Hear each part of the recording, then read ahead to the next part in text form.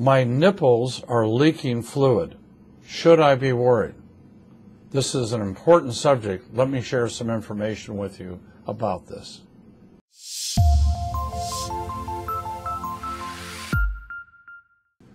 One of the very common complaints that I deal with as a breast surgeon is the issue of fluid coming out of the nipple when you're not pregnant and you're not obviously breastfeeding.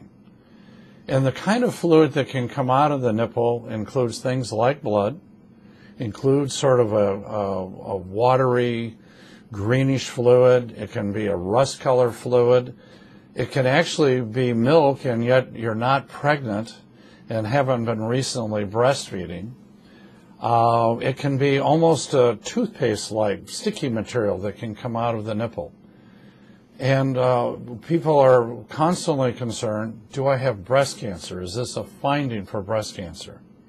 And the answer is that the typical or usual breast cancer is not, I repeat, not associated with a nipple discharge. This is particularly true for a bloody nipple discharge. In fact, the vast majority of bloody nipple discharges are from a benign disorder called an intra, meaning inside, ductal, inside the duct, papilloma, fancy word for overgrowth of the tissue that lines the ducts. And they get raw, if you will, and they can discharge blood. Now, because cancers can in fact do this, we always work these patients up completely. And the workup would include mammograms, would include an ultrasound examination, and sometimes, but not very common at all, it would include a breast MRI exam. Family history is important, that we take that in when we talk about women with nipple discharges as well.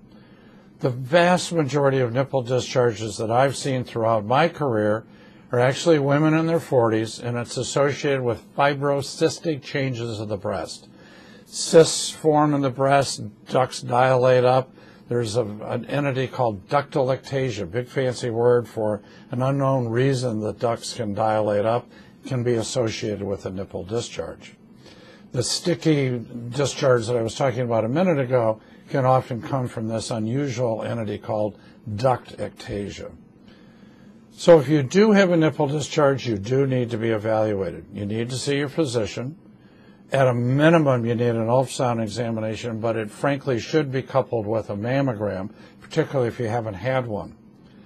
Now, if we see an abnormality in the ductal system, then what is typically done is what's called a ductogram. A very fine catheter is threaded down inside the duct that we see having the fluid come out of it.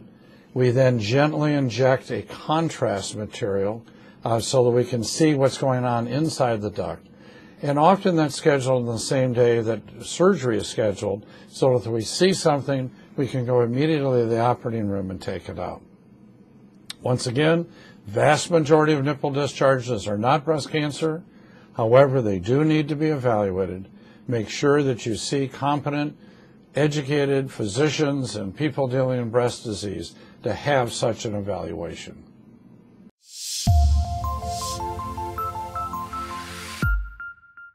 Do you know that not every breast cancer patient needs chemotherapy? Now there's a way to decide if chemotherapy will benefit you based on the unique biology of your tumor. To learn more about the Oncotype DX test and how to discuss it with your doctor, click this button.